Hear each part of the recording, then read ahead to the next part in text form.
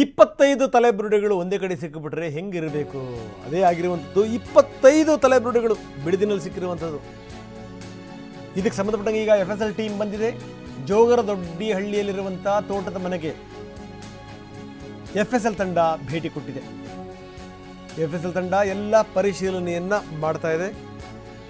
4-5 ವರ್ಷದಿಂದ ತಲೆಬುರುಡೆ, ಮೂಳೆ ಇದನ್ನು ಸಂಗ್ರಹ ಮಾಡಿರ್ಬೋದು ಅಂತ ಈಗ FSL ರಿಪೋರ್ಟ್ ಬಂದಾದ ಮೇಲೆ ಇದಕ್ಕೆ ಸಂಬಂಧಪಟ್ಟಂಗೆ ಇನ್ನಷ್ಟು ವಿವರಗಳು ಲಭ್ಯ ಆಗುತ್ತೆ.